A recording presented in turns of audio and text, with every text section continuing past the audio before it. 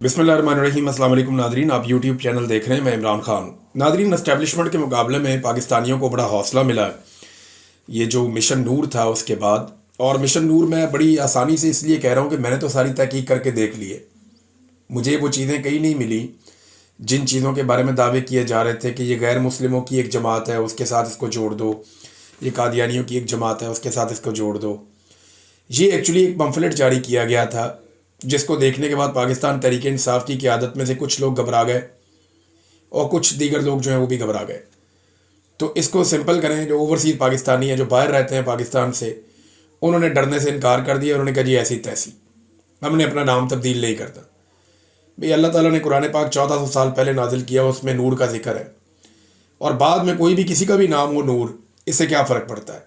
ये जाहिद गशकोरी साहब हैं, इन्होंने पाकिस्तान में जो कादियानियों की लीडरशिप है उससे भी रब्ता किया और उनसे भी पूछा कि जनाब ये कोई मिशन नूर नामी या कोई 20 सितंबर से रिलेटेड आपका कोई मिशन या कोई ऐसी चीज़ या कोई ख़ास खसूसियत इस हवाले से है। उन्होंने साफ इनकार कर दिया। उन्होंने कहा हमारा इससे कोई ताल्लुक़ नहीं है और ना ऐसी कोई बात है।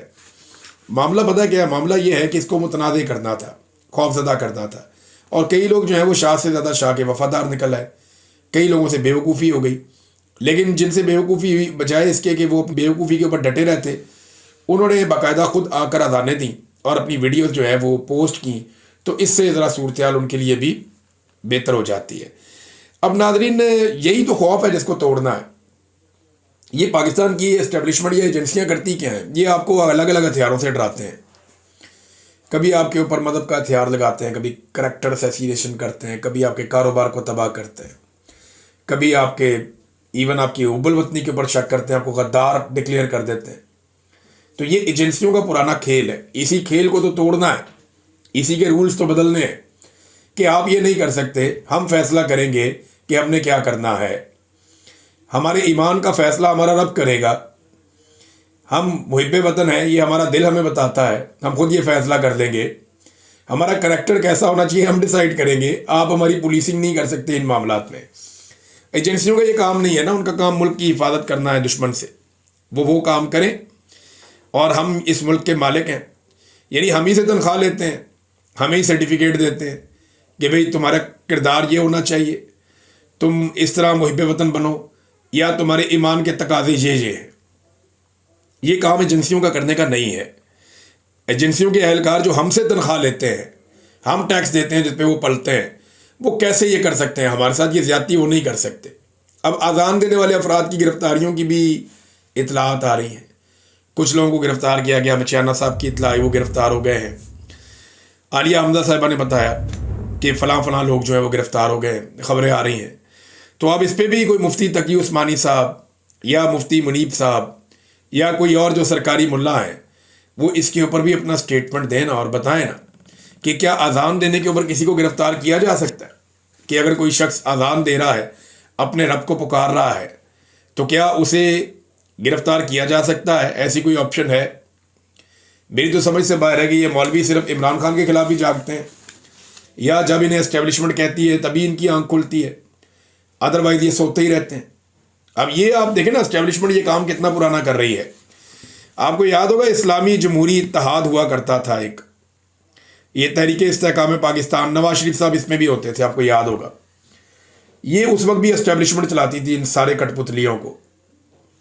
ये उस दौर का अगर आप एक इश्तिहार देखें, बेनज़ीर भुट्टो साहिबा के दौर का शुरू का, तो उसमें इश्तिहार में क्या लिखा हुआ है? ये एस्टेब्लिशमेंट उस वक्त किस तरह के सर्टिफिकेट बांटती थी। लिखा है कि भारत के यार, इसराइल के वफादार, पीपल्स पार्टी के गमख्वार।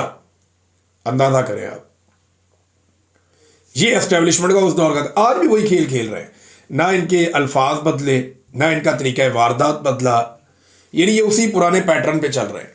लेकिन अब इनका मुकाबला नई नस्ल से है, टक्कर के लोग हैं। ये जो नई नस्ल है ना, इनके पास बड़े ज़बरदस्त आइडियाज़ हैं। रिजवान गलज़ी साहब ने बड़ी ज़बरदस्त बात की कि गोली आइडिया का मुकाबला नहीं कर सकती।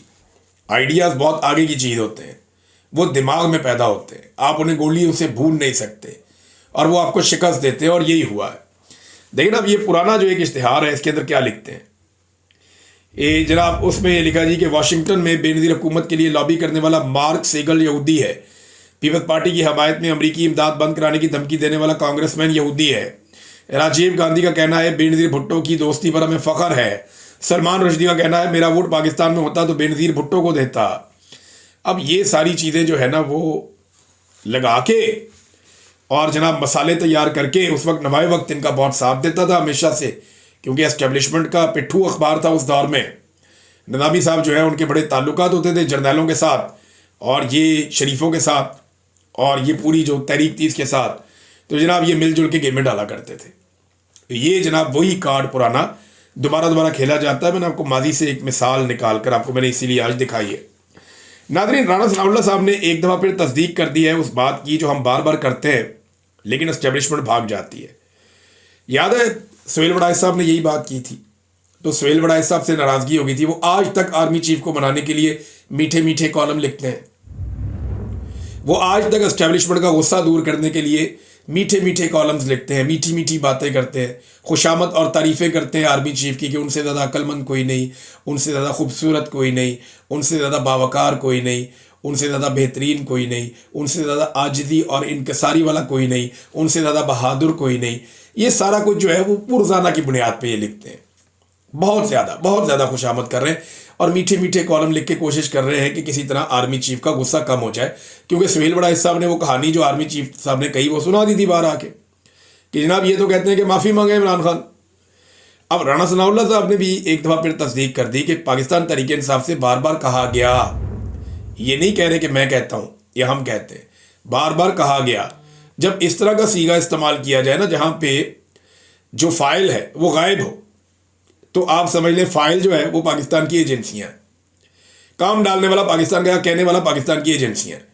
उनका पाकिस्तान तहरीक इंसाफ से बार बार कहा गया कि सिद्के दिल से माफ़ी मांगकर अपने मामला ठीक करें, यदि आपको माफ़ी मांगनी पड़ेगी फिर आपके मामला ठीक हो गए। तो इमरान खान तो माफ़ी नहीं मांगता भाई, अब तक की जो इतला है उसके मुताबिक तो इमरान खान माफ़ी नहीं मांगता, और ये आपकी ख्वाहिश ही रह जाएगी कि इमरान खान को अब डरा हुआ देखें या उससे आप माफ़ी मंगवाएं। अब इमरान खान का करना क्या है ये पाकिस्तान की एस्टेब्लिशमेंट को समझ नहीं आ रही, क्योंकि वो इनके सीने के ऊपर चढ़कर बैठा है और इमरान खान पीछे हटने को तैयार नहीं है।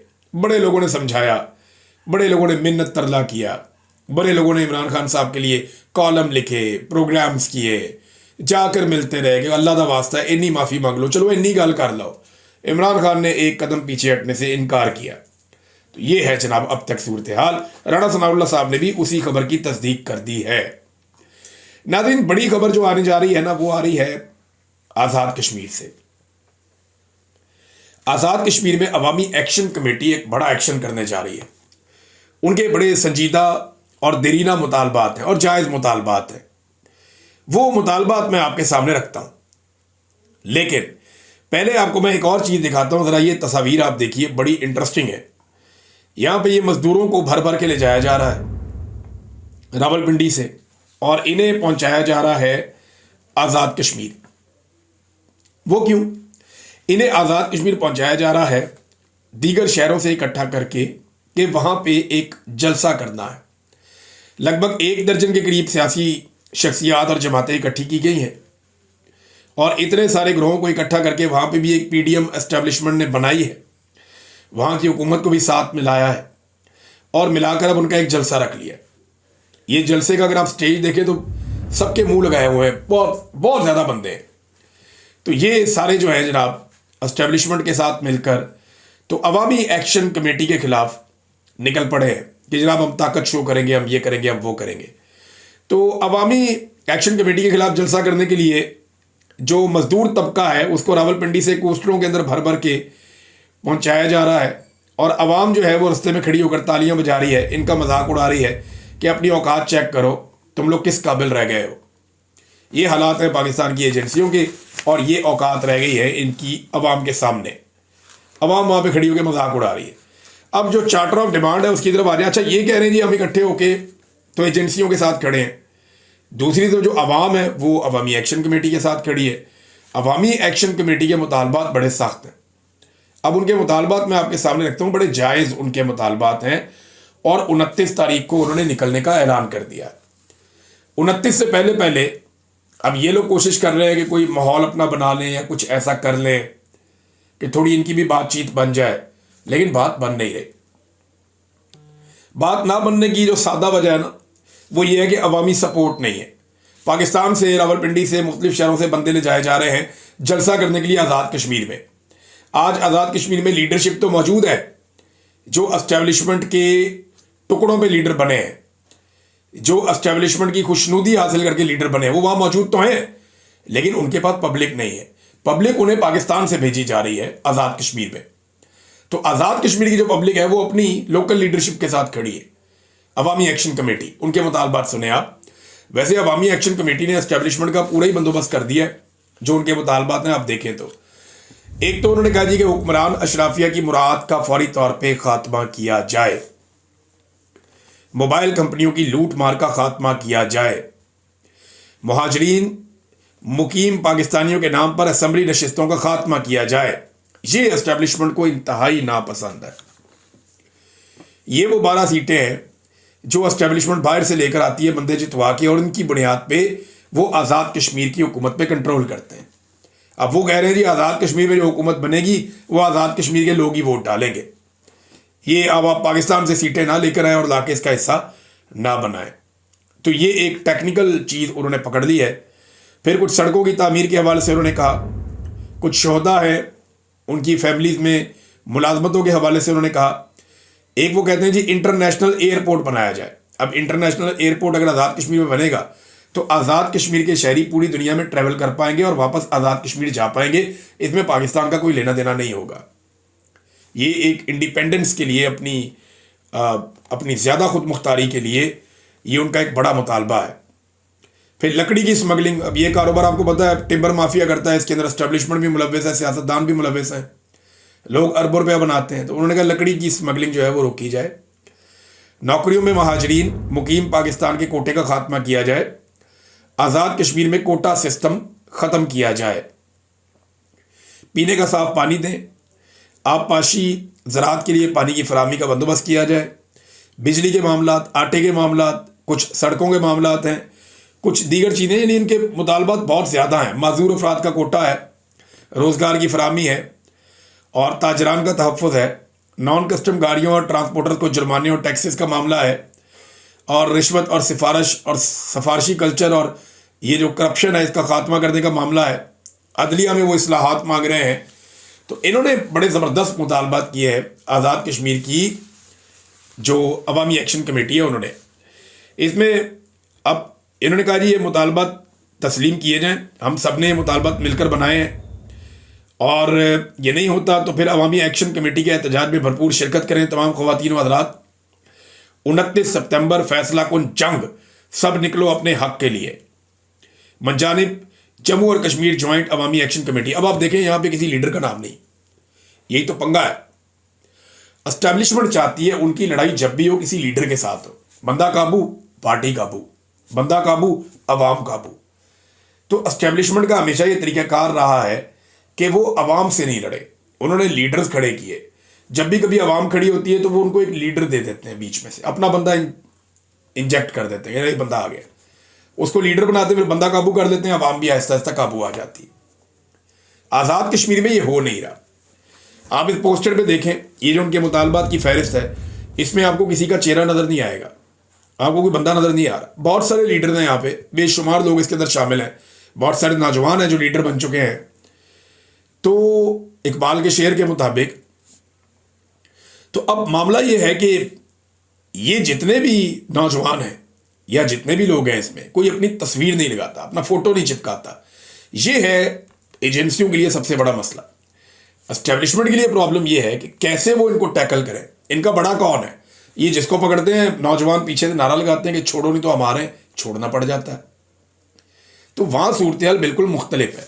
अब 29 तारीख को क्या होगा, पाकिस्तान की इंटेलिजेंस एजेंसीज और एस्टेब्लिशमेंट उसे कैसे कंट्रोल करेगी, इसके बारे में उनके पास क्या ऑप्शंस हैं, देखते हैं ये कितनी सियासत और करते हैं और क्या कर पाते हैं। नाज़रीन, एक चीज़ और मैं आपको बताना चाहता हूँ, इस पर ज़रा आप गौर कीजिएगा कि सऊदी अरब और पाकिस्तान का जो एक मुआहदा हुआ, इसमें पाकिस्तान की जानिब से स्टेटमेंट आते हैं बार बार, सऊदी अरब की जानिब से कोई स्टेटमेंट नहीं है हमारे पास। यानी वो ये नहीं बता रहे कि हमने ये इत्तेहाद इसराइल के खिलाफ बनाया, वो ये नहीं बता रहे कि हमने ये इत्तेहाद इंडिया के खिलाफ बनाया, या हमने ये इत्तेहाद अमेरिका के खिलाफ बनाया, या किसी के खिलाफ। देखिए, जब भी आप कोई इत्तेहाद बनाते हैं तो आप या कुछ तफसीलात तो सामने आती है ना कि जनाब ये रीजंस हैं, वजूहात क्या है इसके बारे में कुछ पता नहीं। दूसरी एक बात और है कि क्या सऊदी अरब अमेरिका की मर्जी और मंशा के खिलाफ कोई इत्तेहाद बना सकता है या इस नौइयत के दिफाई मुआहदे कर सकता है पाकिस्तान जैसी एटमी कुव्वत के साथ? तो इसका जवाब है कि सऊदी अरब ये नहीं कर पाएगा। सऊदी अरब बहुत समझदार मुल्क है, वो बड़े ज़बरदस्त तरीके से चलता है। जो रीजनल और इंटरनेशनल पॉलिटिक्स को और डायनामिक्स को समझने की कैपेसिटी मोहम्मद बिन सलमान में है, आप उससे इनकार नहीं कर सकते। तो ऐसा मुमकिन नहीं है कि अमेरिका को नाराज़ करके सऊदी अरब पाकिस्तान के साथ एक मुआहदा करे। तो फिर इसका दूसरा मतलब तो सादा ये है कि इसराइल कोई थ्रेट नहीं है सऊदी अरब के लिए, या उसके साथ कोई जंग होने नहीं जा रही है। ताहिर अशरफी कह रहे हैं जी कि ग्रेटर इसराइल का ख्वाब ख़त्म हो गया और फलां चीज़ ख़त्म हो गई। ये बहुत लंबी चौड़ी और दूर की बातें कर रहे हैं। जो स्टेटमेंट आ रहे हैं वो पाकिस्तान की तरफ से आ रहे हैं। सऊदी अरब ने अभी तक, पाकिस्तान ने तो इसराइल को भी चैलेंज कर दिया, सऊदी अरब के तमाम दुश्मनों को चैलेंज कर दिया, लेकिन सवाल ये है कि क्या सऊदी अरब ने चैलेंज किया पाकिस्तान के दुश्मनों को? एक चीज़ मैं आपको और बताता हूँ, ज़रा आप गौर कीजिएगा। शहबाज शरीफ कोई 6 दुनिया के मुख्तलिफ रहनुमा हैं जिनके साथ मिलकर डोनाल्ड ट्रंप से मुलाकात करेंगे। अकेले मुलाकात का शरफ भी इनको हासिल नहीं हो रहा। मंगल को 6 इस्लामी ममालिक के रहनुमाओं के हमरा अमरीकी सदर से मुलाकात होगी शहबाज शरीफ की, और फिर 26 तारीख को वो जनरल असम्बली से खिताब करेंगे और कुछ और दीगर रहनुमाओं से उनकी वहाँ मुलाकातें भी हो जाएंगी। अब ये जो मुलाकात होने जा रही है शहबाज शरीफ साहब की, इस मुलाकात के अंदर मुख्तलिफ ममालिक के लोग जो हैं वो शामिल हैं, और ये 5 और मुल्क हैं और एक जो है वो पाकिस्तान है। तो अभी तक 1-on-1 मुलाकात की खबर नहीं आ रही। ये एक्सप्रेस न्यूज़ से मैं आपको खबर पढ़ के सुना रहा हूँ, इनका ये दावा है। अब डोनाल्ड ट्रंप ने क्या कहा? डोनाल्ड ट्रंप ने कहा कि उसे बगराम एयरबेस वापस चाहिए अफगानिस्तान में। तालिबान ने इस पर बड़ा सख्त रिएक्शन दिया और उन्होंने ये कहा कि अमेरिका की फौज की वापसी को कतई तौर पर हम मुस्तरद करते हैं, और कभी भी गैर मुल्की अफवाज हमने ना इससे पहले कभी कबूल की हैं और ना आइंदा करेंगे। अफगान वज़ीर दिफा ने कहा कि अगर अड्डे वापस हुए तो हम लड़ेंगे। अफगान वज़ीर खारजा ने कहा कोई अफगान सरजमीन गैर मुल्की फ़ौजियों की मेज़बानी नहीं करेगी। अगर आप अड्डे चाहते हैं तो हम आपसे अगले 20 साल लड़ने के लिए तैयार हैं। ये बात जो है ये अफगान तालिबान ने कतर में भी कही थी अमेरिका को कि ठीक है, अभी हम बैठे हैं, बातचीत कर रहे हैं, अगर आपको बात समझ आती है तो ठीक है, नहीं आती तो ठीक है, दोबारा लड़ते हैं। 20 साल पहले लड़े, 20 साल और लड़ लेते हैं, हमारे बच्चे फैसला कर लेंगे। तो फिर अमेरिका ने कुछ वादे किए थे कतर में, और उनमें ये वादे थे कि अफगानिस्तान की खुद मुख्तारी रहेगी और वहाँ पे अब दोबारा को फौजी चढ़ाई नहीं होगी। अब अफगानिस्तान कहता है कि ये वाले वादे आप पूरे करें। डोनाल्ड ट्रंप कहता है कि मैंने बगराम एयरबेस लेनी है, और साथ ही साथ डोनाल्ड ट्रंप ने धमकी आमेज लहजा भी इख्तियार कर लिया एक सवाल के जवाब में। ये तो हमने लेनी है, दे देंगे तो ठीक है, तो फिर हम देखते हैं फिर हमने क्या करना है। और ये ज़रा धमकी आमेज लहजा था डोनाल्ड ट्रंप का। अब ज़रा इन चीज़ों को आप सामने रखें कि डोनाल्ड ट्रंप बगराम एयरबेस पे घुसना चाहते हैं, तालिबान उनको रोकना चाहते हैं। सेम टाइम में इमरान खान साहब ये कहते हैं कि पाकिस्तान अफगानिस्तान के साथ अपने ताल्लुकात ठीक रखे, जबकि पाकिस्तान के आर्मी चीफ पे इमरान खान साहब ये एलिगेशन लगाते हैं कि वो अफगानिस्तान की हुकूमत के खिलाफ जो फोर्सेज हैं उनको खुश करने के लिए अफगानिस्तान से जानबूझ के ताल्लुकात ख़राब कर रहे हैं। और इसी दौरान में ख्वाजा आसिफ क्या कहते हैं कि अफगानिस्तान हमारा दुश्मन मुल्क है। इन सारी चीज़ों को इकट्ठा करें ना तो ऐसा लगता है कि पाकिस्तान एक मरतबा फिर ज़हनी तौर पर तैयार हो गया है, या पाकिस्तान ने अपनी खिदमात अमरीका बहादुर के सामने पेश कर दी हैं कि आप अफगानिस्तान में कोई और एडवेंचर भी करना चाहते हैं तो हम आपका साथ देंगे। बज़ाहिर ऐसा दिखाई दे रहा है। देखिए ना, डोनाल्ड ट्रंप का अड्डे मांगना अफगानिस्तान से, अफगानिस्तान का इनकार करना, पाकिस्तान की पॉलिसी अफगानिस्तान के खिलाफ हो जाना, और फिर ख्वाजा आसिफ को अफगानिस्तान का दुश्मन डिक्लेयर करते हुए देखना। इन सारी चीज़ों को देखकर सबको समझ आ जाती है कि एब्सोल्युटली नॉट अब एब्सोल्युटली यस की तरफ बढ़ता जा रहा है। ये अगर खारजा पॉलिसी है तो आप पाकिस्तान के अंदर एक मरतबा फिर लंबे चौड़े अरसे के लिए दहशतगर्दी को दावत दे रहे हैं। फिर यहाँ पे खून की नदियाँ बहेंगी, हमारे पाकिस्तानी शहीद होंगे और इसका खुमियाजा कबायली इलाकों के लोग, बलूचिस्तान के लोग और गरीब पाकिस्तानी चुकाएंगे। नाजरीन, ट्यूमर के हवाले से मरीम नवाज साहबा ने कुछ दावे किए हैं। पीछे इतने सीनियर प्रोफेसर खड़े किए हुए हैं। मेरी बात हुई डॉक्टर से, वो कहते हैं जी इतने सीनियर डॉक्टर्स हैं, वो सिर्फ मरीम नवाज की सियासत के चक्कर में मुंह चुप करके खड़े रहे कि जनाब ये कैंसर का इलाज कर रही है कोई मशीन, और ये मशीन पाकिस्तान में पहले से मौजूद है, भारत के अंदर 10 साल से इस्तेमाल हो रही है, दुनिया भर के मुल्कों में हो रही है। ये छोटे मोटे ट्यूमर को रिमूव कर दे की मशीन है। जब आपकी बॉडी में कोई ट्यूमर बन जाता है कैंसर या किसी और रीज़न से, और ये 1% से भी कम मरीजों के लिए काबिल इस्तेमाल है पाकिस्तान में, क्योंकि यहाँ पे तो स्क्रीनिंग ही नहीं होती। 99% मरीजों का ये इलाज ही नहीं कर सकती, और ये पहले से पाकिस्तान में मौजूद है। पहली दफ़ा आ गई जी, हम आज लेकर आए, सब झूठ है। ये एक छोटे मोटे ट्यूमर को रिमूव करने के लिए एक सर्टेन टेम्परेचर वो उसको बनाती है, उसके बाद उसको वो जला के ख़त्म कर देते हैं।